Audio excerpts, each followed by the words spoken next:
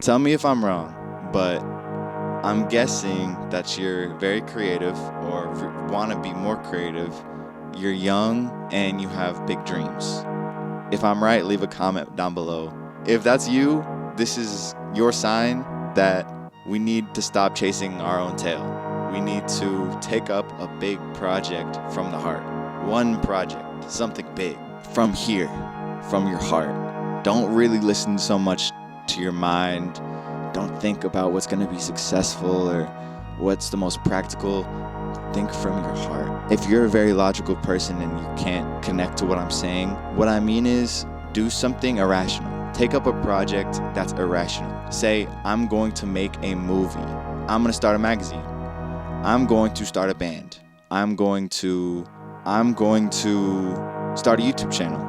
I'm going to make an action movie.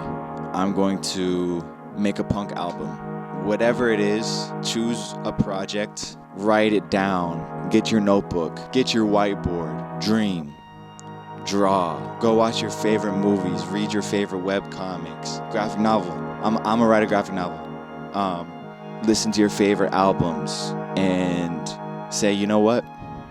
I'm gonna make my passion project. Hear my words. Let's pray.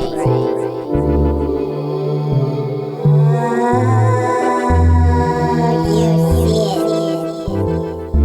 You will accomplish everything you dream of. One more time for the people in the back. You see it. You will accomplish everything you dream of. Welcome to Escape the Matrix, episode 4. Let's stop this. Okay, my bad, everybody. Okay. I'm gonna make something that is so ambitious that it's gonna test me, but it's something that I would only dream of having created. I have a lot of projects like this. When I was in high school, you can see most of these movies on my YouTube channel, but I made this short film called Affliction when I was 14 years old. I'm now 24. So that movie, I started it 10 years ago now, which is crazy. It was this movie about this homeless person who finds a lottery ticket and kind of what happens. And this homeless person is like an orphan. They live in a forest in a tent. The story doesn't really make sense, but when I was 14, I was big into filmmaking and I said, F it, I'm gonna make a movie. I did everything. I operated the camera. I ran sound. I asked so many favors from my friends. My friends who were into acting, I asked if they could be a part of it. I really was out there carrying my equipment in like duffel bags across town, like walking across town with my bike, tripods, the boom mic, the boom pole. And I actually was lucky to win like a video contest when I was young. Young people out there are these video contests that you can look into in grants where if you make a video, you could win a cash prize. When I was really young, around like 13, I actually won one of those video contests. So I was able to invest in all this equipment. My parents paid for half of my first camera and I paid for the other half of it with my allowance money. My parents really fostered my passion. Let me not pretend that I built everything from the ground up myself as a kid. No. That being said, they made me earn it. A lot of this equipment that I have now, I've bought with random jobs, with grants and stuff like. Granted, my parents still help me out with my passions. My family helps me out because they see I work so hard at it. But they wouldn't be investing in me like this unless they saw that I really put my all into these creative projects. And this movie, Affliction, man, let me tell you, I was like almost 200 pounds. I did not know how to make a movie. My cast got mad at me. I was a mess. But I learned so much. I did a rough edit of the movie and I had to go back and re-edit all of it. Like, I had to reshoot almost half the movie. And it took over a year of spare weekends and just going back, reshooting, getting audio for this, I thought this movie was gonna get into Sundance. That's how much I believed in it. When I finished it, it's a good movie, but I was definitely disappointed in in it because it didn't live up to the expectation I had for it. This is my biggest regret. I never had like a screening for it, an in-person screening for it. This crew that worked so hard on it never celebrated it. I just posted it to YouTube and let it do its thing. And I posted it to YouTube and it got like nothing. It got like no views. But now if you look back at it, it has like a couple thousand views over time. It racked that up over time. And to me, that's huge. You know, that's a dream for me to even have a few YouTube videos I posted recently get thousands of views. That in itself, and the fact that I'm over 10K. Thank you so much for over 10K subscribers. Like, dude, all this shit is crazy. Because back then I was working so hard on these videos, and no one really cared. I thought, even though people did care, it seemed like the internet did not give a F about what the F I was doing. But over time, you know, I just kept doing it, and now I'm seeing the fruits of my labor after over 10 years of doing it. But I don't want to discourage you and make you think that, oh, I'm going to have to be doing this for 10 years to see the fruits of it. No. I got that experience of making that movie allowed me to have the experience and the knowledge to start getting money for doing shoots for other people. Because if I could handle that stress, I could handle leading the shoot, I could handle getting my friends to do this work with me for free and exciting them about it and being like bringing people together. If I can do that, that unlocks a lot of skills. And also, if you watch it back and when you finish it, it makes you realize all the things you could have done better. So the next time you make a short film, oh my God, this time it'll actually be a lot better. A short film I made just like that. At the time, I hated that movie. But now I watch it, I go back and I watch it, and I'm like, wow, this story is so deep. And I really like, even though the acting's not perfect, there's some parts that aren't. I was really like, damn, like I really went stupid on this movie. And I was probably a few years later, like when I was 16 or maybe 17. And then there's one project that is unreleased. It's called I'm Here to Save You. And this was going to be my magnum opus. It was like this crazy kidnapping short film I made when I was 18. And I had like an adult cast that I casted. I had a whole audition in like a dance studio, and I sent out casting calls and call sheets, and all the actors that were a part of it that I found from like random casting calls and backstage and stuff, they thought it was like a real production. But little did they know it's just little old me, like being the producer, director, editor, cinematographer, everything. I was trying to film in a motel where the kidnapper was gonna run into all these teenage kids who were just stoners being stupid out late at night when they find this girl who is like strung up, and they're like, what do we do? Oh my God. And the kidnapper was gonna like come back right in that moment and point a gun at them, and there's no one on the streets, it's dead of night, and he basically holds them hostage in the motel for hours and hours. And it's basically about them trying to get out of it and save themselves, or if they should save like this woman who's in peril. And what ended up happening is by the way, the links to all these films are in the description if you want to see the full ones. And if you want to see I'm Here to Save You, the full movie is going to be on the Patreon. Yep, I'm starting up a Patreon. I got samples.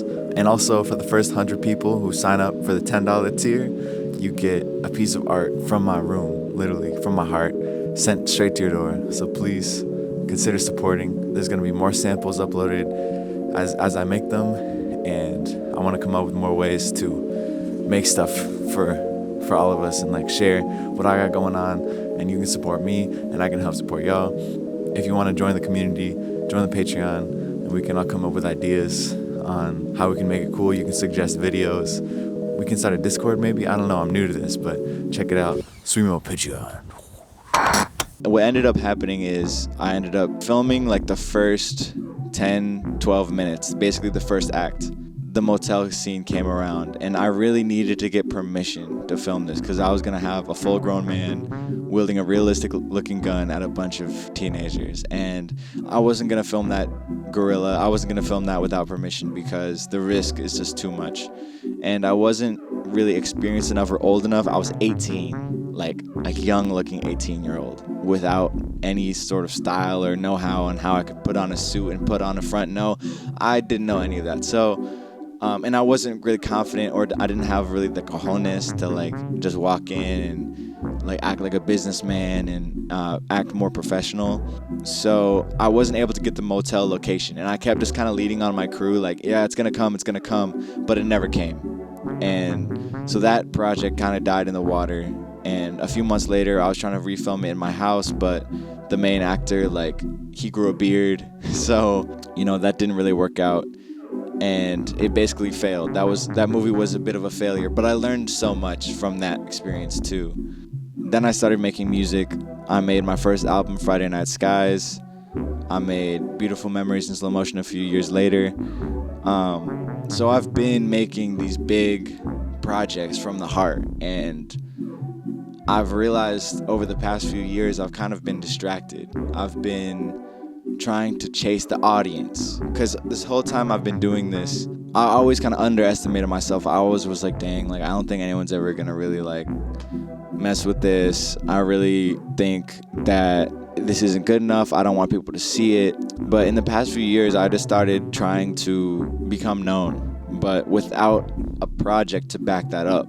And when I did release a project I'm proud of, like Beautiful Memories in Slow Motion, I was kind of very hush-hush about it. Like, I made a few Instagram posts. I didn't really have a release show. I didn't try to perform. I didn't try to hit up promoters and tell them about my album and be like, hey, let me perform. No, I kind of just dropped the album and expect the world to come to me. But that didn't end up happening. So all this is to say, I want you, after you come up with this big project idea, when you finish it, make sure to celebrate and share the project. This way, it'll actually get you somewhere. In your local scene, if you share this with all the people who are interested, if you make posters, hit up local theaters, hit up local venues, hit up local people who you know throw shows. If it's genuinely from your heart and you genuinely put your all into it, your competitive edge is gonna be beyond a lot of these people who are kind of just meandering in it, like, oh, like I'm so hot, like that's all that matters, and I make SoundCloud over free beats. It's like, no, dude, like if you create something from your heart, from scratch, doing everything yourself, or getting a team to putting together a vision and getting all that together, and then you celebrate it and really at least throw a release party with just everyone who worked on it, so that you can all enjoy the work that you put into it. That's the magic of creating. That's the magic of creating this big project, is going to be that experience of creating a baby and seeing it witnessed by people and move people. And look, I don't care if you think it's bad. Still throw a release party. Still throw that release party. For all the people who worked on it, even for yourself who worked on it, you deserve to celebrate your work. And that's something that I really wish someone told me earlier, so that I could actually enjoy the work I did. Because all I would do is just put it on YouTube or put it on the internet and expect it to like catch a big wave and go viral. But like, I've learned that now, and I've celebrated the recent projects I've put out, such as Splat last summer, and that was awesome. You know, the next part of this is you need to make deadlines. So make some deadlines around when you want this project to come out. Set dates and little small goals. If it's a movie, set a goal for the script. Set a goal for, you know, when you want to produce it, and then set a goal for the editing, and then set a goal for like the release of it. If it's an album, you could try to make one song a week. Do that for a year. Pick your 14 favorite songs. Set a date for finalizing the track list, cover art, and the release plan. For all these projects, I would give yourself a year. Literally, I would give yourself a year at least, so you can still live your life and adjust to, you know, it's gonna take time. If you're not already making money off music or making movies or anything, this is gonna be on spare weekends. This is gonna be, you know, any free time you have. Well, if you still want to live a balanced life, give it like a good year to really let it marinate and become great. One last thing is I would recommend you announce the release date. Even if it's not fully done, go ahead and get the release date out there. Put it on social media, put it on your YouTube channel, your Instagram, your TikTok, start hyping it up. If you do that, for my albums, that worked. And I did push back the release date a couple times. If you just put out the release date, it'll force you to just put it out because people are waiting on it, expecting it. So announce the release date. Fuck it. Nigga, no one knows you, okay? And if you are known, why are you watching this? You already know, but maybe you'll get something out of this too. Start that big project, you know, stop fucking around. Start that big project, that ambitious thing you really actually want to do, and not all these little small projects that maybe you may not give a fuck about. You know, you're gonna run into things that you don't know how to do. You're gonna run into problems that you've never faced before. You're gonna be out there, you're gonna be sweating, you're gonna be bleeding, you're gonna be crying. But it's all gonna be worth it, okay? It's all gonna be worth it. Just make sure the project that you take on is something that you really actually wanna do, so it can carry you through all those hard times and see it through. All right? Good luck. You got this. Escape the Matrix episode 4. Save this video and please leave a comment with a link or something if you get inspired by this video and create something really beautiful from the heart, really genuine. And I just want to be like, yo, also, as a side note, this dumb phone that I recommended in episode 1 of the Escape the Matrix series is terrible. The calls keep cutting out. It looks kind of cool, but that's really the only plus side of this dumb phone. I'm not gonna lie, I've gone back to using my iPhone. I'm not even gonna lie. But I have before gone through periods of only having a flip phone, and I really, really, really, really, really recommend it for all of you. People who feel like you're addicted and you just lose so much time. You creators out there, just do it. Do it for a couple months at least. Get a dumb phone. Just go experience life without it for a little bit. You're gonna see it's gonna change your life.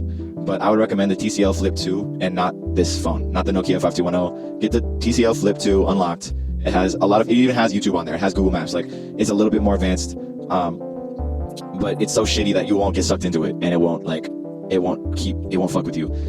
So yeah. Why are you still watching this? Why haven't you started on your video game? Like, what's going on?